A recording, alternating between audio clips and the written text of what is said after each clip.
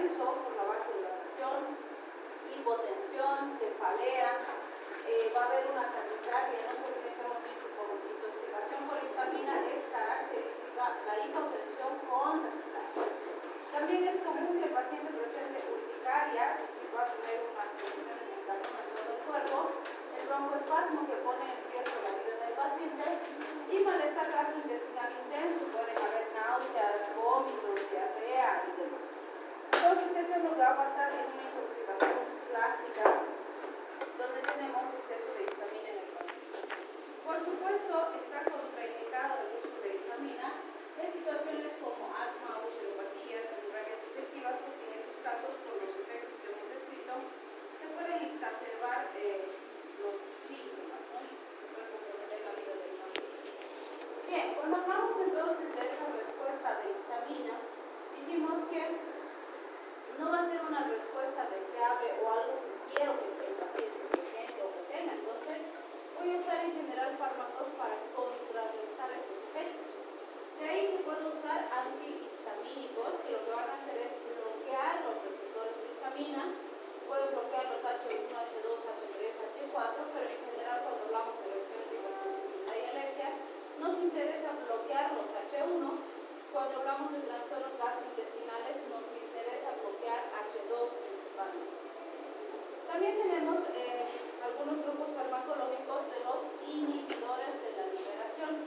Por ejemplo, cromolin y edopromil son conocidos como estabilizadores de membrana, porque lo que hacen es estabilizar al mastocito para que el mastocito no se desgranule o desgranule. De esa forma, evitan la liberación de histamina en el paciente. La pregunta es, ¿estos inhibidores de liberación serán útiles cuando tengo un paciente con crisis? ¿Será? ¿Será que me sirve si ya tengo un paciente que está con una reacción alérgica? ¿Sí? ¿Por qué dices que sí?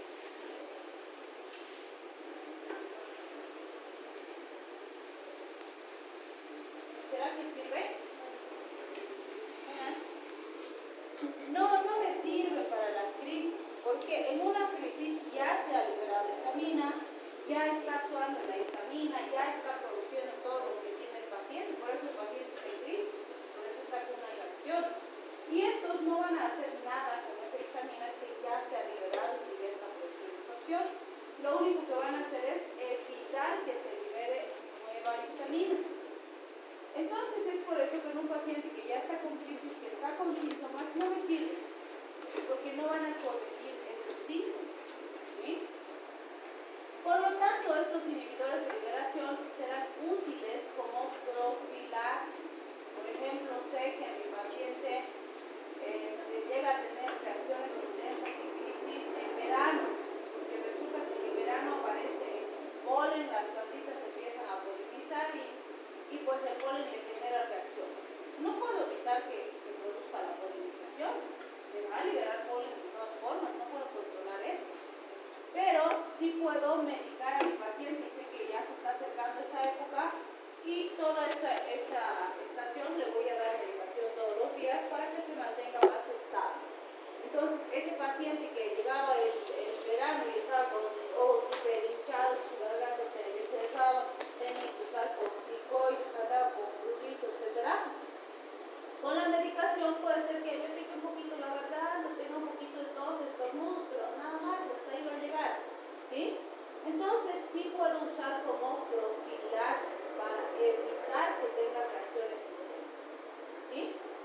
Bien, si hablamos de los antagonistas fisiológicos, fíjense, ya los hemos definido en los primeros capítulos y hemos dicho que los antagonistas fisiológicos se caracterizan porque van a revertir o contrarrestar el efecto, pero van a actuar en un sitio diferente, en receptores diferentes, con sustancias diferentes.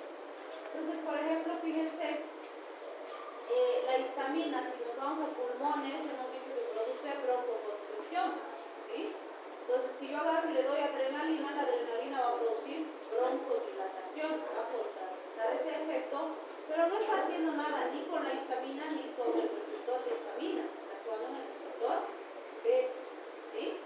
Entonces, ahí consigo un efecto fisiológico, un antagonismo fisiológico, ¿sí? Bien, cuando hablo de los fármacos que vamos a ver para usados como antagonistas de receptores, el grupo de los bloqueantes H1 es el grupo más grande que tenemos porque es el primero que se ha estudiado y para el cual se han producido y se siguen produciendo más fármacos. El de los antagonistas H3, como ya dijimos, se están probando algunos, pero pues se cree que pueden ser más peligrosos que benéficos, pero se está probando. Y el grupo de los antagonistas H2 también es un grupo que se ha probado bastante.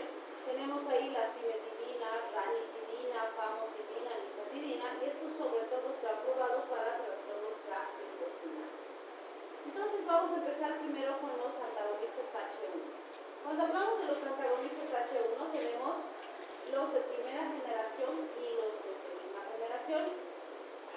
Los de primera generación es el grupo más grande que tenemos, en los primeros que se han sintetizado, y tenemos varias subfamilias. Por ejemplo, fíjense los derivados de las cetanolaminas, los derivados de las gluteracinas, derivados de fenotiacinas, etilendiaminas, alquilaminas y otros diversos. Entonces, en cada grupo hay varios fármacos. De todos estos, podríamos decir que los que son de uso habitual y de los que vamos a ver sus dosis además, son la difenhidramina, que se usa mucho en hospitales, y la clorfeniramina, que además ya la hemos mencionado antes. Recuerden que hemos dicho que la clorfeniramina es un compuesto habitual de los antigripales, ¿no? Y que junto con la pseudoefedrina, el paracetamol, suelen estar presentes en los antigripales porque nos ayudan a controlar la congestión, los mocos y demás. De los de segunda generación tenemos el grupo de las piperidinas, donde las fexofenadinas se suelen utilizar ya sea solos o asociados a otros fármacos, y los diversos serían los que más se usan. En ese grupo de diversos, que son los últimos, diríamos, que han salido, tenemos por ejemplo la cetiricina, la loratadina, la desloratadina, entre algunos que son de uso bastante habitual y que son muy buenos fármacos. Entonces, ¿cuál es la diferencia entre los de primera y segunda generación? Vamos a ver que una diferencia principal es el ingreso al sistema nervioso central. Se dice que los de primera generación tienen amplio ingreso al sistema nervioso central, en cambio los de segunda generación tienen bajo ingreso al sistema nervioso central, tanto así que algunos autores dicen que no ingresan al sistema nervioso central. Sin embargo, van a ver que la cetiricina pues tiene descrita en sus efectos adversos que puede producir efectos sedativos a nivel central, porque sí ingresa, pero en dosis habituales el ingreso es mínimo y el efecto es insignificante. Pero si el paciente se sobredosifica o le damos dosis demasiado altas, pierde esa disminución o esa poca llegada al sistema nervioso y empieza a ingresar en cantidades suficientes para producir los efectos adversos. ¿Sí? Entonces, muy importante esa diferencia.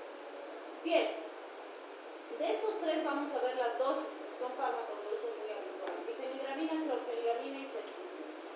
La difenhidramina se usa de 25 a 50 miligramos por vía oral, de 3 a 4 veces al día, dependiendo de las necesidades del paciente.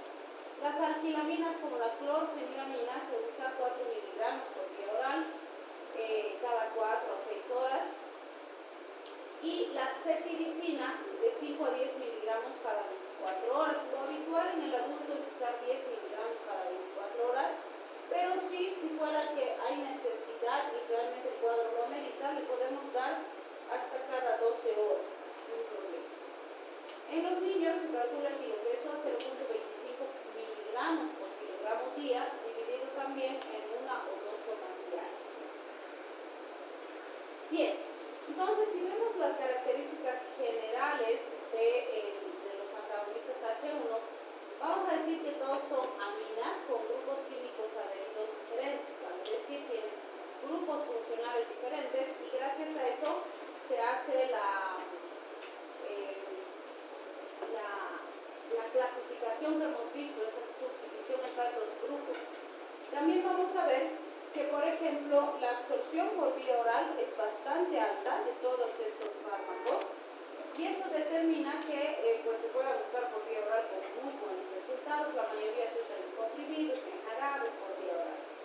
La concentración máxima en sangre la obtenemos alrededor de la hora o las 2 horas. La distribución es muy amplia y tenemos ingreso al sistema nervioso central para los de primera generación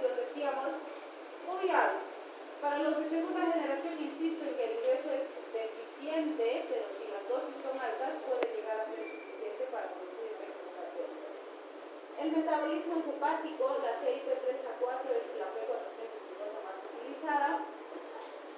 Y los primeros fármacos que se han sintetizado duraban periodos breves de tiempo, o sea, sus vidas medias son más cortitas, lo cual determina que se use de 4 o 6 horas para mantener los resultados. En cambio, los últimos que se han sintetizado tienen vidas medias más largas, son más estables y se pueden utilizar de 12 hasta 24 horas, cada 12, cada 24 horas.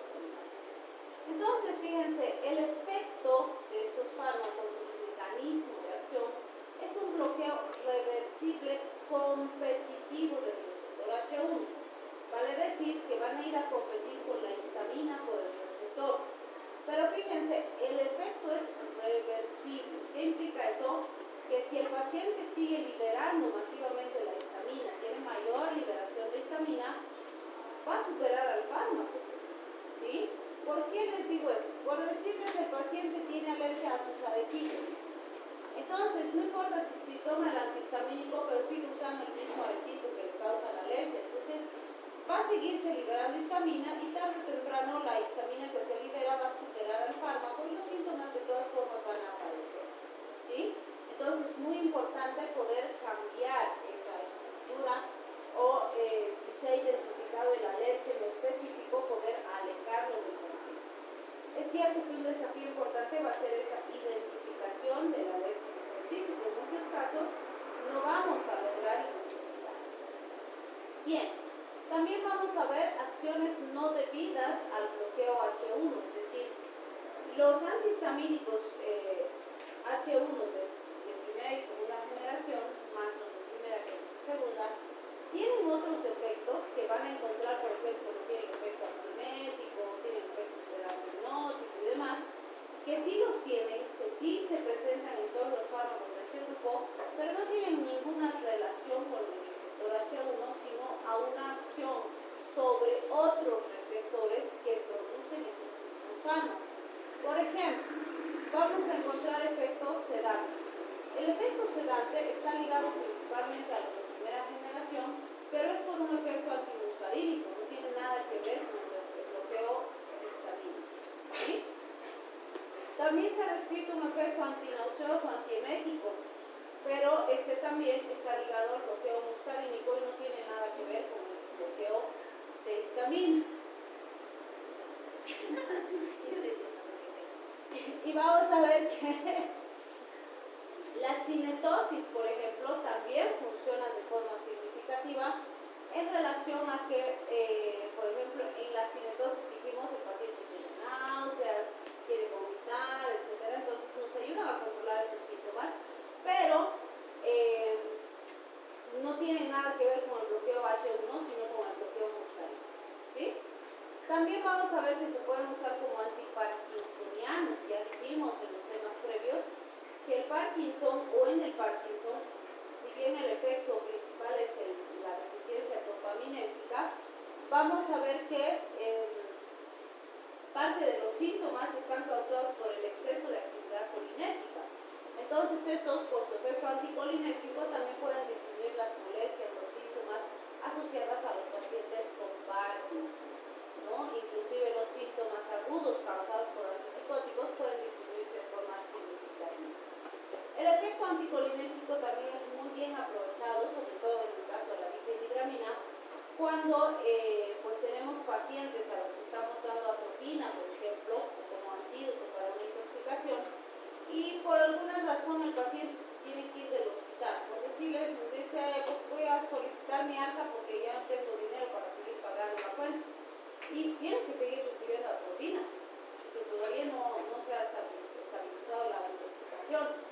Entonces, no lo puedo mandar a su casa con atropina. Y si se quiere ir, no puedo evitar que se vaya. Le voy a explicar los riesgos, pero si él firma la historia diciendo que sabe los riesgos y que se compromete a hacerse responsable de cualquier complicación, se va. Firma su historia y se va. ¿Sí? Entonces, no lo puedo mandar con atropina a su casa, pero sí le puedo dar difenhidramina, que es antihistamínico, tiene efecto anticolinérgico importante y me va a mantener estable el paciente y luego ya va a venir él para que lo controle con consulta externa, ¿sí? Entonces en esos casos también va bastante bien. Y bueno, no olvidemos los efectos anticolinérgicos en el sistema genitourinario, en ojos, en la congestión, porque son situaciones también que habrá que tomar en cuenta cuando usamos antihistamínicos. Bien, también vamos a ver un efecto sobre la presión arterial muy significativo, pero que no tiene relación al bloqueo H1, sino a que estos fármacos bloquean los receptores alfa. Entonces pueden producir una hipotensión ortostática principalmente, se ha descrito más con la promethazina, y hay que tener cuidado con los cambios de postura, los movimientos bruscos de sus pacientes. También se ha visto efecto serotoninérgico, pero es mínimo. En general se ha visto más con ciclohexadina, pero por lo general no suele producir efectos significativos en el paciente. También se ha descrito efecto anestésico local que estaría relacionado con el efecto sobre los canales de sodio. Principalmente esto se va a ver con los fármacos de primera generación, fenidramina, promethazina, son algunos de los que han presentado este efecto, pero obviamente para presentarse el efecto anestésico local tienen que usarse dosis muy altas, ¿sí? Y pues por eso no es muy habitual. Evidentemente la mayoría de los que hemos ido viendo van a bloquear, diríamos, el receptor de histamina, pero la gran mayoría de ellos no evita la liberación de más histamina, a diferencia de la cetiricina, que sí disminuye la liberación de histamina, entonces su efecto es más potente. También vamos a ver inhibición de las glucoproteínas. Esto se ha visto sobre todo con terfenadina, aunque no se sabe el impacto real de esa característica. Bien, cuando hablamos de los antagonistas H2, pues como dijimos, la principal situación en la que se usan son las enfermedades acidopépticas. Entonces, estos pues producen efectos muy significativos en lo que es la secreción ácida del paciente, ¿sí? Son antagonistas competitivos y selectivos de los receptores H2. Si actúan en receptores H2, lo que vamos a ver es que hay menos secreción ácida gástrica, menos secreción de toxina, menos lesión, diríamos, de una mucosa que está previamente lesionada. Entonces, fíjense, cimetidina es la primera que se ha usado en este grupo, pero también una de las primeras que se ha ido dejando de utilizar por su alto grado de toxicidad. Es una sustancia bastante tóxica. La absorción oral es muy buena para todas ellas. Tiene metabolismo de primer paso significativo, cimetidina, ranitidina y famotidina. Y la biodisponibilidad está alrededor del 50%. Entonces, fíjense las dosis. Cimetidina se usa en dosis de 800 miligramos en una sola toma o fraccionada 400 cada 12 horas. La ranitidina y la nizatidina tienen las mismas dosis, por eso las vemos juntas. Se usan 300 miligramos por día o el equivalente a 150 miligramos por día. 150 miligramos cada 12 horas para completar los 300 por día. Y de la misma forma la famotidina, 40 miligramos día, puedes fraccionar a 20 miligramos cada 12 o una sola toma de 40. Obviamente en estos casos siempre es muy importante identificar y verificar las causas específicas de la enfermedad por reflujo, porque si no la solución es solamente estoy tratando los síntomas, ¿sí? Evidentemente van a haber situaciones en las que no se puede corregir la situación de base, pero hay situaciones en las que sí, y si corrijo esto, pues no necesito darle más fármacos al paciente, ¿sí? Entonces, muy importante. Bien, si hablamos de la secreción ácida entonces, o de los efectos en realidad de estos fármacos, tenemos la disminución de la secreción ácida estimulada hipotrófica. No se ha visto un efecto significativo en la motilidad, con excepción de la nizatidina, que se puede producir un efecto suficientemente importante. Entre otros que se ha visto inhibición de las P450, principalmente con cimetidina y ranitidina, inhibición de la depuración renal, inhibición del metabolismo a primer paso, sobre todo cimetidina y nizatidina, inhibición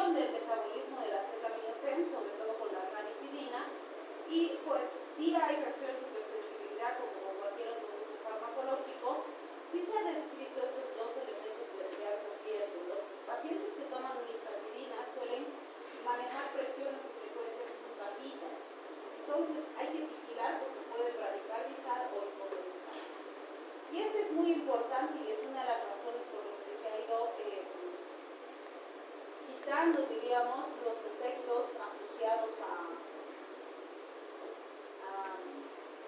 al efecto antiandrogénico, es decir, se ha descrito un efecto antiandrogénico significativo en pacientes masculinos, principalmente con algunos rasgos de feminización, diríamos. Y esto sobre todo con la cibeturina. Bien, aquí tendríamos las aplicaciones, fíjense, úlceras pépticas duodenales, úlceras gástricas, enfermedad por reflujo, síndromes hipersecretorios y demás. Evidentemente también pueden servir en úlceras por estrés, hernias de hiato, úlceras iatrogénicas, pero en estos tres casos la eficacia suele ser menor, porque no se olviden que el bloquear el receptor solamente va a bajar la producción ácida, pero no la va a evitar ni tampoco va a ser bueno para el paciente mantener un efecto muy intenso por mucho tiempo. Entonces, cuando hablamos de úlceras por estrés, de hernias y úlceras iatrogénicas, la causa tiene que ser atendida. Si el paciente tiene una hernia de hiato, por eso es que tiene constante molestia, reflujo y demás, si no opero la hernia, el tratamiento farmacológico va a fracasar en cualquier momento, ¿sí? Si no logro que el paciente controle un poco la dieta y demás, también va a fracasar. Entonces, es de menor eficacia en estos cuadros porque debo controlar la causa del problema, ¿sí? Bien, si hablamos de las reacciones, o más bien las aplicaciones de los antagonistas H1, esta diapositiva nos resume algunos elementos importantes. Se puede usar en reacciones alérgicas de cualquier tipo, ya sea para tratamiento como para prevención. Algunas de las enfermedades que mencionamos son estas: rinitis, urticaria, prevención, dermatitis y demás. Pero en estas siempre, como hemos dicho ya, es muy importante identificar la causa de la alergia y si se puede, pues retirar. Van a ver que los alergólogos que tenemos ya en nuestro medio, que no son muchos, pero que se están haciendo bastante bien, están haciendo estos kits de hipersensibilidad, donde les ponen varios alérgenos y van viendo, ¿no?, si hay reacción. Y les dan un tratamiento con vacunas, entre comillas, porque en realidad no son vacunas, son preparados con los mismos alérgenos a los que el paciente reacciona y fármacos inmunomoduladores, y el paciente tiene que tomar por lo menos 6 meses. Y en ese tiempo se logra desensibilizar al paciente. Y hemos tenido pacientitos que, por ejemplo, tenían alergia a 15, 20 cosas y con las vacunas han logrado remitir casi todas y han quedado con una alergia o ninguna en algún caso. Entonces, realmente vale la pena, ¿sí? Por supuesto, también se pueden usar en la cinetosis y trastornos vestibulares. La difenhidramina y la prometacina han sido las que más se han utilizado como ese objetivo.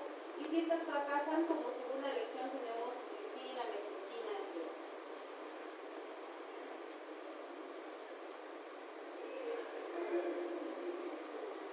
Bien, si hablamos de los efectos indeseables de los antihistamínicos, pues vamos a decir que el antimuscarínico y el sedativo son los más comunes, ¿sí? Pero en muchos casos, como dijimos en algún otro momento, pues ese efecto adverso se convierte en efecto terapéutico, ¿sí? También vamos a ver que otros efectos menos comunes son excitación y convulsiones, sobre todo en pacientes pediátricos. De ahí que los pediatras, van a ver, prefieren trabajar con los de segunda generación principalmente, ¿no?, porque son más seguros. Pero también existe el riesgo, mucho menos, pero existe. La hipotensión ya la hemos descrito por el propio alfa. Esto sí puede pasar. O sea, sí puedo desarrollar alergia a mi antihistamínico. Puede pasar, sí ha habido casos. Entonces no se olviden que absolutamente cualquier fármaco puede producir reacción. Depende de sus características idiosincráticas. Y por supuesto, cuando necesito considerar también la presencia de efectos atoclínicos o arritmias que se puedan producir de forma significativa. Bien, ¿quieren descansar un poquito?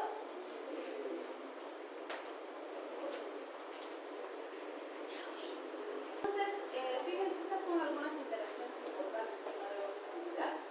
Ketoconazol y freconazol son fármacos antimicóticos, eritromicina es un antibacteriano.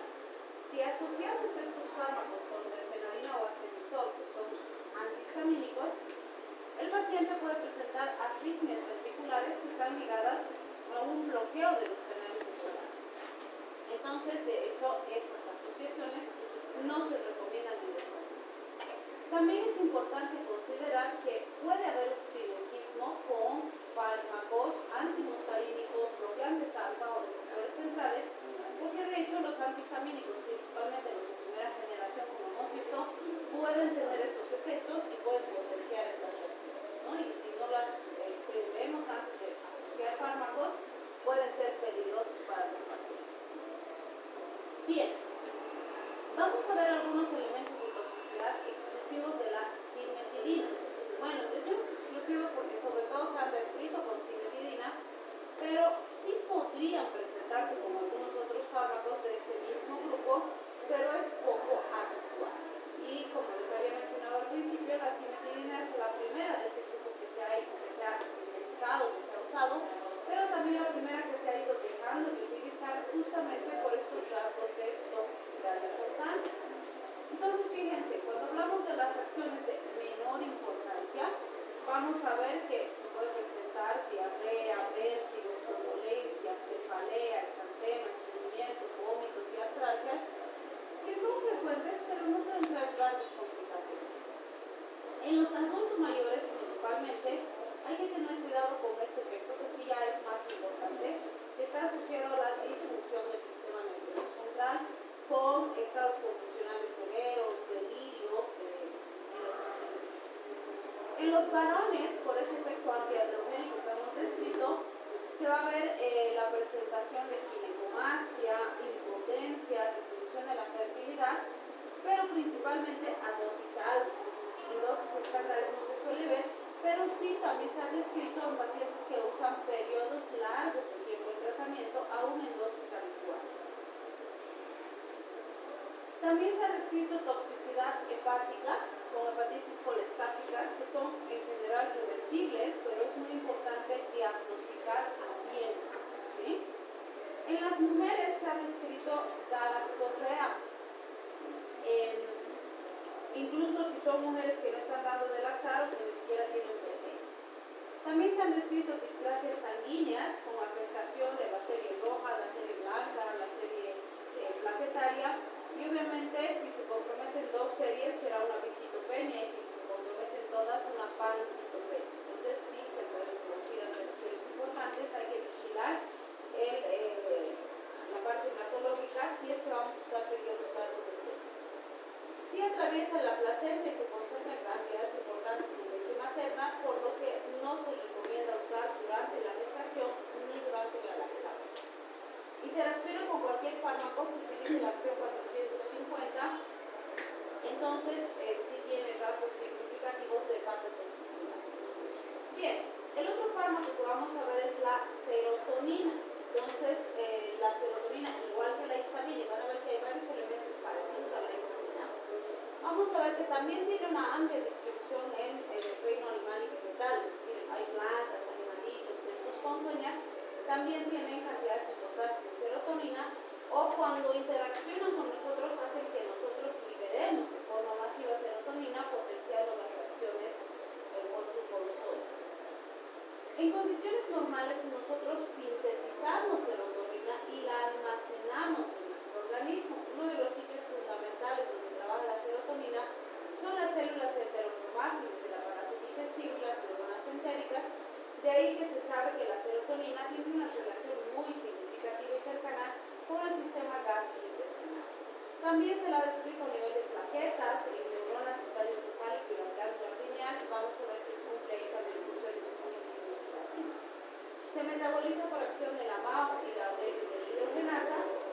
Y fíjense, el 5-hidroxiindolacetaldehído se metaboliza por la acetaldehído deshidrogenasa a 5-hidroxiindolacético, que este sería un metabolito dosable de la serotonina en muestras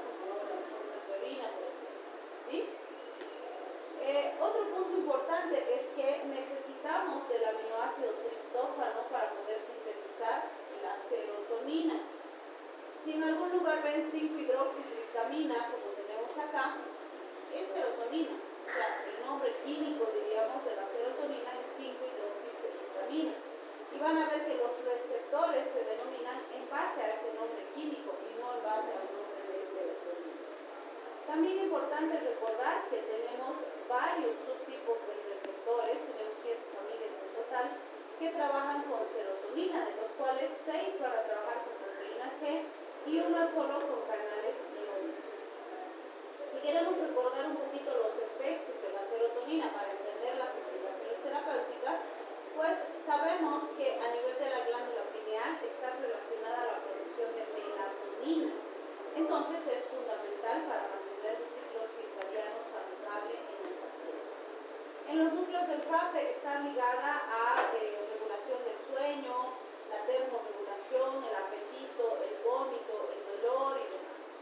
A nivel intestinal vamos a ver que pues tiene una amplia distribución del sistema nervioso entérico, como ya lo hemos mencionado, y hasta el 90% se encuentra almacenada en las células enterosomáticas, donde cumple funciones reguladoras muy importantes.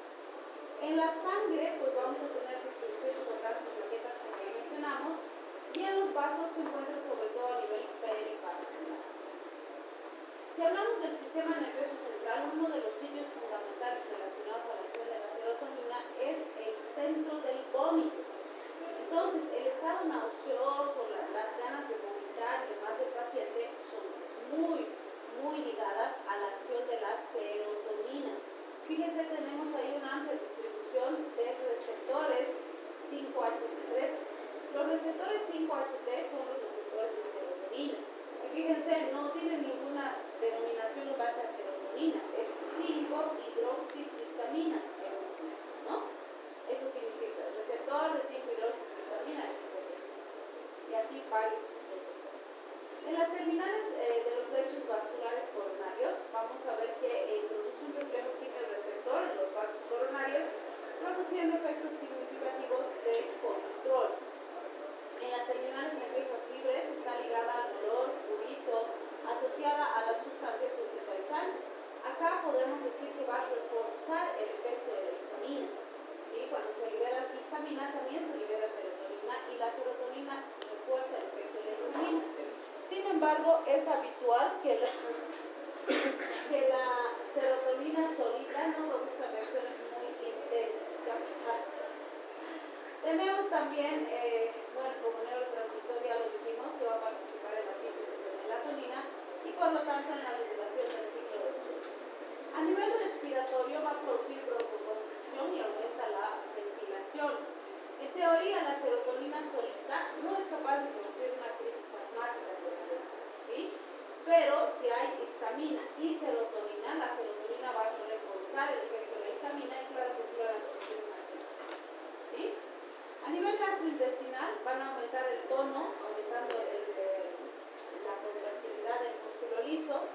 También van a aumentar el peristaltismo, aumentando la actividad del sistema nervioso entérico. Por esta situación es que se les conoce como prokinéticos o procinéticos, como vamos a ver con la cisaprida. La pregunta es, ¿qué es un prokinético?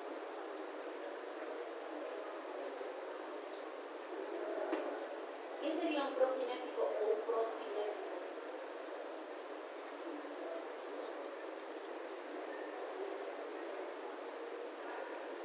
Recuerden que el efecto procinético o prokinético hace referencia a movimiento. Entonces, fíjense, estamos diciendo, aumentan el peristaltismo, aumentan el tono, o sea, aumentan la contractilidad del sistema gastrointestinal. Entonces, el efecto procinético habitualmente es deseable cuando el paciente no está pudiendo digerir bien los alimentos, nos dice que la comida le cae pesada, que se le queda en el estomaguito, que ya no cena porque no digiere bien en la noche. O sea, cuando se están produciendo ese tipo de situaciones, estamos ante una gastroparesia o una lentificación del tránsito. Con estos fármacos se puede ayudar a mejorar el paso de los alimentos hacia el intestino. También vamos a ver que en las secreciones, en teoría, no hay una afectación significativa, pero en dosis altas sí puede llegar a producir un efecto importante o acompañado de sustancias como la histamina, sí que puede producir un efecto significativo. En el aparato cardiovascular vamos a ver algo interesante. Fíjense, puede producir efecto vasoconstrictor o vasodilatador, dependiendo de la situación o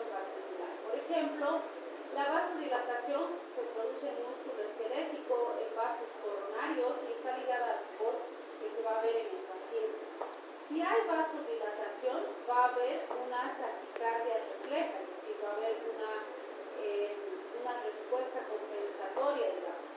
Si hay efecto vasoconstrictor que se va a producir en el resto del organismo, sobre todo en riñones, pulmones, etc., pues habrá una bradicardia refleja que nos va a tratar de contrarrestar ese efecto específico.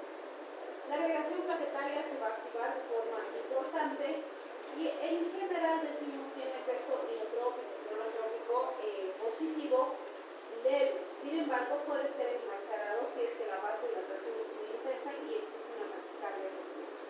Entonces, por esa dualidad de respuestas en la misma vasculatura, es que pueden haber oscilaciones significativas de la presión arterial, es decir, la presión arterial puede bajar, subir, bajar.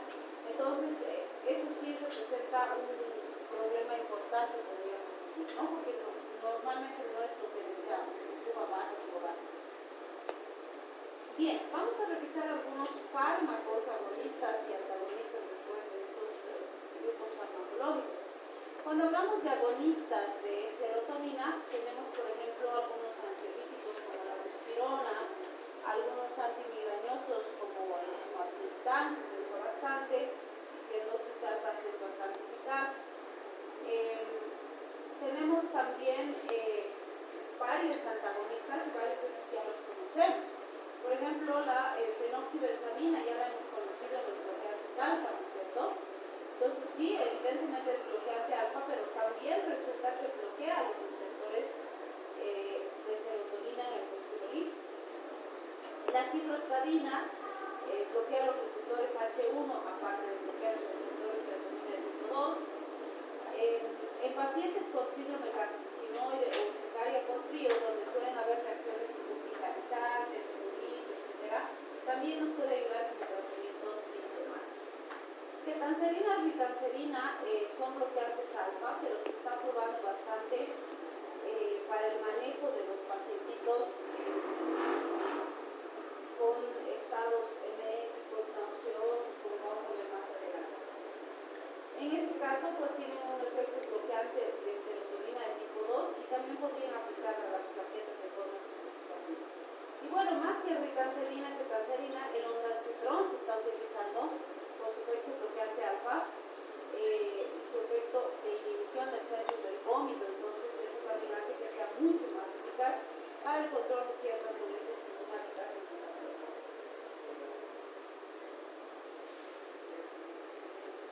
Bien, aquí vamos a ver algunos agonistas de serotonina, de receptores 1D principalmente y también del 1B. Es el grupo del sumatriptán, el más conocido de este grupo es sumatriptán, pero se han usado también bastante en el tiempo el naratriptán, risotriptán, solmitriptán, entre otras alternativas. Estos fármacos se absorben bien por vía oral, también existen para administración nasal, subcutánea y demás. La biodisponibilidad es sumamente, diríamos, buena para la mayoría, pero para el sumatriptán es baja. La vida media es cortita, por lo tanto requiere varias administraciones diarias si es que vamos a usar de mantenimiento, aunque lo habitual es usar más en situaciones exacerbadas, en crisis, y después buscar otra alternativa terapéutica. Tenemos una vida media cortita. El efecto o el mecanismo de acción específico va a ser un aumento de la vasoconstricción meningia cerebral con un aumento de los receptores presinápticos inhibidores. Entonces, una de las situaciones en las que más se usa este grupo es pacientes con migraña, ¿sí? Es muy importante considerar porque evidentemente hay migrañas asociadas a vasodilatación y hay migrañas asociadas a vasoespasmo. Entonces hay que tratar de hacer un diagnóstico diferencial eficaz porque como producen un aumento de la vasoconstricción a nivel cerebral, si es una cefalea vasoespástica puede empeorar, ¿sí? En cambio, si es una cefalea una migraña por vasodilatación, sí me puede ayudar porque va a conseguir el efecto opuesto y eso va a estabilizar al paciente. Entonces hay que ver, no para todos los pacientes, sí. Como efectos adversos significativos se ha visto hormigueo, sensación de calor, vértigo, debilidad muscular, reacciones locales con dolor torácico, sobre todo este dolor torácico diríamos que es uno de los efectos adversos más importantes porque está ligado a isquemia a nivel de las coronarias. Entonces es muy importante porque, bueno, un paciente sin patología de base va a tolerar bastante bien este uso farmacológico, pero si ya tiene problema cardíaco, ya ha tenido una angina, ya ha tenido una arritmia, ya ha tenido un infarto, etc., hay que considerar muy bien porque esa vasoconstricción de las coronarias puede ser lo suficientemente intenso para descompensar y complicar al paciente. Bien, mencionando algunos otros agonistas, entonces, la cisaprida, que ya lo hemos mencionado antes, como prokinético, va a ser muy útil en pacientes con enfermedad por reflujo gastroesofágico. La busperidona, en realidad, pues se ha usado como ansiolítico, se sigue utilizando bastante, pero en la parte psiquiátrica principalmente. Dextroenfluramina se ha utilizado como anorexigénico y los inhibidores de la recaptación, como en el caso de la fluoxetina, se han usado en pacientes postmenopáusicos, ¿no? Entonces, como ya dijimos antes en los temas previos, la menopausia responde muy diferente, para cada pacientita es diferente. O sea, algunas se estabilizan bien y otras no pasa nada reducido.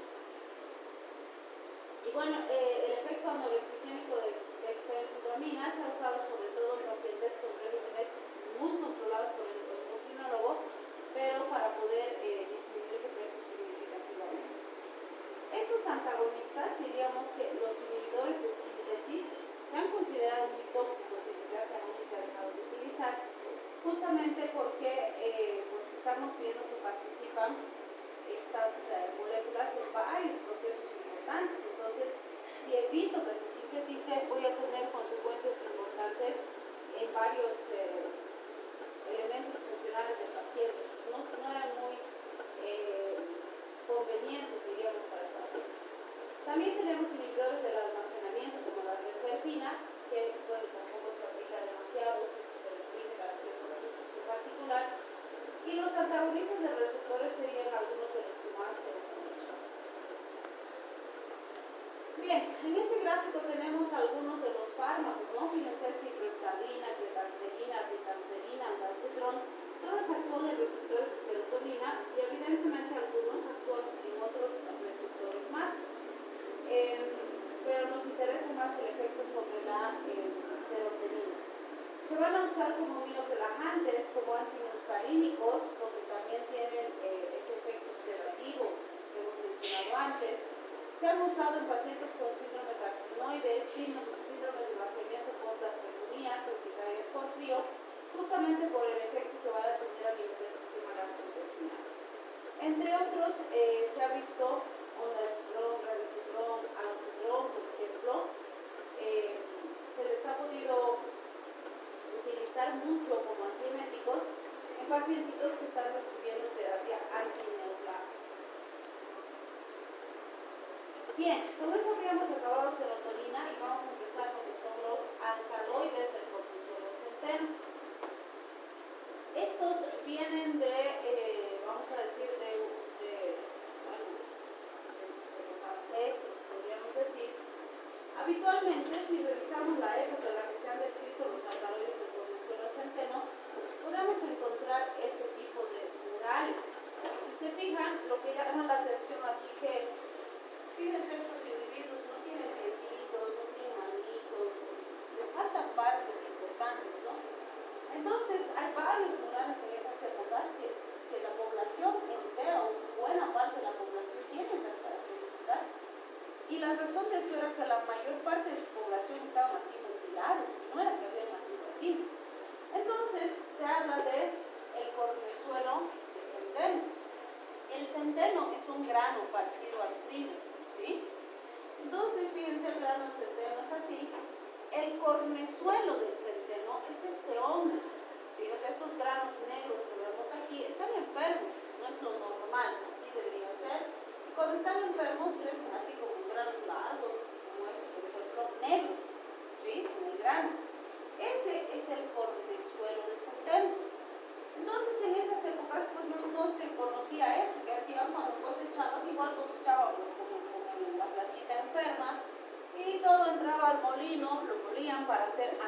centeno, y esas poblaciones enteras, la base de su alimentación era la harina de centeno o el grano de centeno. Y como tenían silos grandes donde almacenaban toda la producción de la población, todos consumían pan de centeno, comían grano de centeno y se alimentaban de eso. Entonces, ¿qué pasaba? Resulta que este hongo produce un alcaloide, de ahí viene el nombre de alcaloides del cortisol de centeno. Y este hongo, o el alcaloide que produce el hongo, es terriblemente tóxico. Entonces, ¿qué pasaba? En esas épocas le adjudicaban pues lo que le pasaba al pueblo, porque todo el pueblo se enfermaba de repente. Entonces decían, nos han maldecido, nos han hechizado, hay una maldición en el pueblo y se moría gente. Porque, ¿qué les pasaba? Primero que todos se ponían enfermos, tenían náuseas, vómitos, diarrea, se deshidrataban, etc. Las mujeres embarazadas perdían sus bebés, tenían abortos espontáneos, o si las gestaciones eran más grandecitas, los bebecitos nacían prematuros, muchos se morían porque en esas épocas no tenían medios para ayudar a sus bebecitos. La gente empezaba a pelear entre ellos como locos, discutían en la calle, se peleaban o se botaban en las calles gritando de dolor, se les necrosaban las manos, se les necrosaban los pies, y la gente literalmente perdía partes porque se necrosaba y tenían que amputar. Por eso eran así, porque les amputaban sus piecitos, les amputaban sus manitos, y eso pasaba en todo el pueblo, ¿no? Entonces obviamente en esas épocas no entendían lo que ocurría, pero lo que pasaba era que todos habían comido pan de centeno o grano de centeno o alguna comida con centeno y se habían intoxicado, ¿sí? Entonces muchos años después obviamente se fueron describiendo las características relacionadas a ese grupo, y de ahí salió este grupo farmacológico. Entonces obtuvimos los alcaloides de la ergolina. Y tenemos, fíjense, los aminados y los peptídicos. De los aminados tenemos la metilergolina, el ácido lisérgico, fíjense, el LSD, la dietilamina del ácido lisérgico, la ergolina, la metisergida. En los peptídicos tenemos ergotamina, bromocriptina, ergocriptina, entre algunos de ellos, ¿sí? Entonces, fíjense, por ejemplo, el LSD es una droga de abuso súper fuerte, que se conoce mucho por su efecto alucinógeno, ¿sí?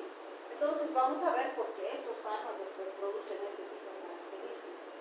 Entonces, si hablamos de sus características cinéticas, fíjense, la absorción es muy variable, más para la ergotamina, pero en general tienen buena absorción por casi todas las vías, rectal, oral, inhalatoria, intramuscular. De ahí que con la ingesta, claro, teníamos intoxicaciones graves. ¿Qué habrá sido? ¿Se ha caído? El metabolismo va a ser muy amplio y bueno, la razón de que tengamos tanta sintomatología tan variada es esta. Fíjense, actúan en receptores alfa, y en alfa pueden actuar como agonistas, como antagonistas, o como agonistas parciales, ¿sí? En serotonina pueden actuar sobre los receptores de tipo 1, 2 y 3, y en los de tipo 1 en los subunidades A, D y C. En los dopaminérgicos pueden actuar como agonistas o como agonistas parciales. Por eso es que varios fármacos los vamos a ver en capítulos diferentes. Van a ver que algunos de estos ya los hemos visto antes cuando hemos hablado de otros elementos importantes.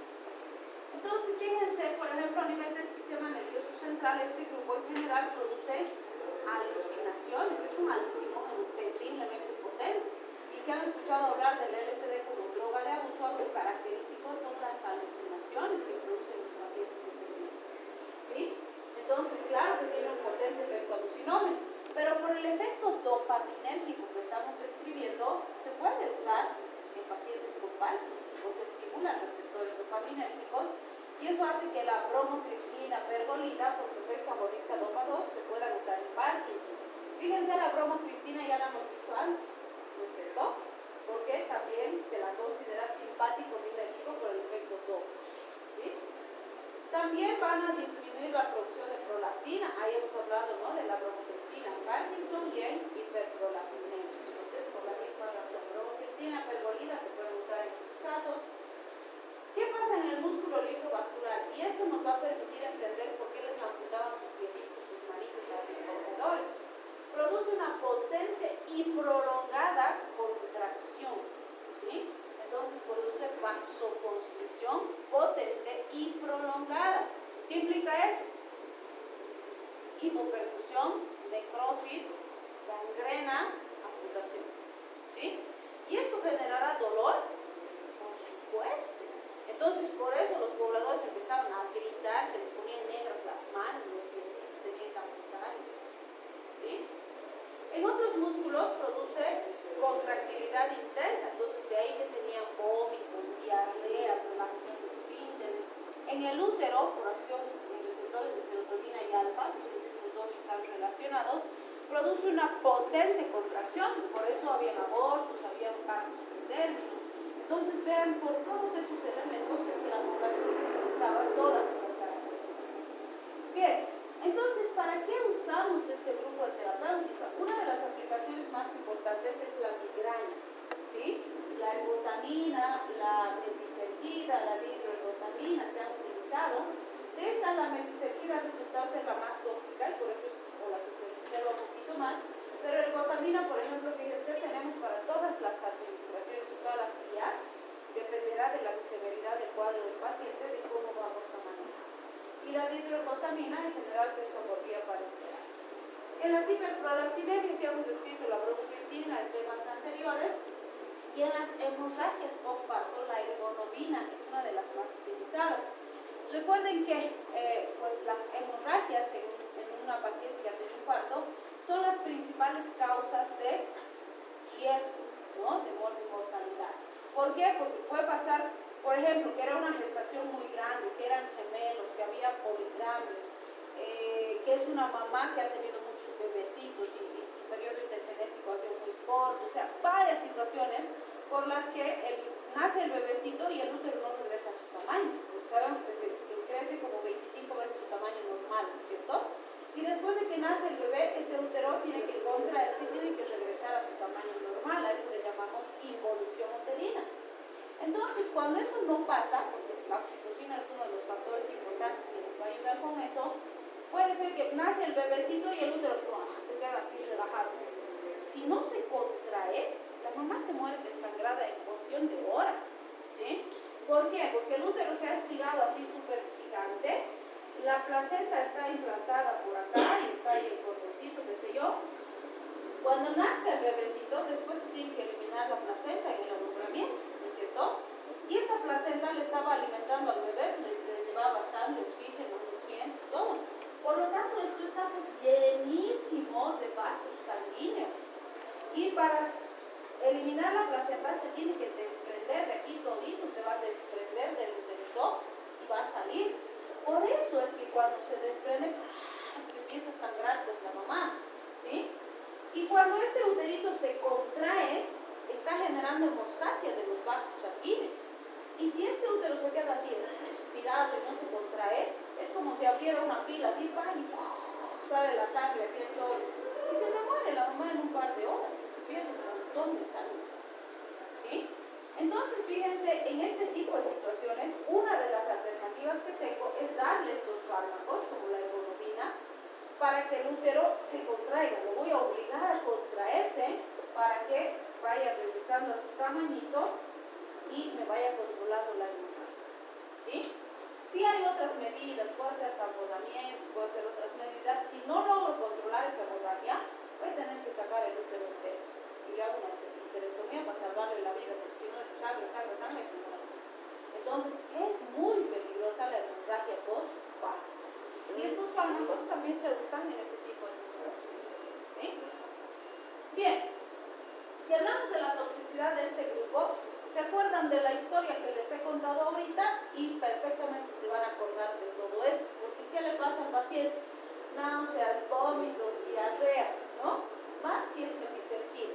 Espasmo vascular prolongado, acuérdense de las gangrenas, entonces por el bloqueo, la acción en alfa y en serotoninéticos, ¿no? Bueno, la fibroplasia no la hemos mencionado, pero sí es característica, sobre todo con uso de metisergida se ha visto. Las fibroplasias son las adherencias. ¿Se acuerdan que dijimos alguna vez que las adherencias son como telarañas que se producen? Entonces se ha visto que a nivel retroperitoneal, pleural y endocárdico aparece tejido fibroso, ¿sí? Como consecuencia del uso del fármaco crónico. Entonces, ahí, si estrangula, aprieta, jala hacia algún lado alguna víscera, puede ser peligroso. ¿Sí? Eso es característico. La somnolencia es rara, pero se ha visto en algunos pacientes. Lo más común son las alucinaciones, que son súper intensas y peligrosas, sobre todo con la metisergida. ¿Por qué? En pacientes adictos a LSD, les damos metisergida como sustituto del LSD para ir bajando las dosis progresivamente hasta que deje de consumir el paciente. Entonces sí hay que vigilar mucho, porque como es sustituto, porque actúa igual que el LSD, van a seguir habiendo alucinaciones, ¿sí? Alguna vez, por ejemplo, un pacientito se lanzó del segundo piso. Bueno, era una pacientita, ni siquiera era una pacientita. Era una pacientita y era mayorcita. Era adicta a LSD y le daban metisergida. Estaba yendo el enfermero a darle la medicación y la viejita entró en pánico y ¡plá! Se saltó por la ventana, estaba en el segundo piso. Y luego a la viejita la agarran y le dice: ¿qué ha pasado? ¿Por qué has saltado? ¿Qué te ha pasado? Y la viejita decía que había visto una cara de un perro que salía del estómago del enfermero y que le decía que le iba a matar. Entonces entró en pánico y por eso se lanzó por la ventana, ¿no? Entonces las alucinaciones son muy intensas. Entonces esos pacientitos no pueden estar sin supervisión, menos en plantas altas y cosas así, ¿no? Entonces hay que tener bastante cuidado. Y obviamente están contraindicados en situaciones donde esos efectos pueden ser peligrosos y traernos complicaciones. Están descritas las enfermedades vasculares obstructivas, sobre todo por el riesgo de neumona, necrosis, y las enfermedades del colágeno por el riesgo de fibroblastos. ¿Sí? Bien, con eso habríamos acabado este tema.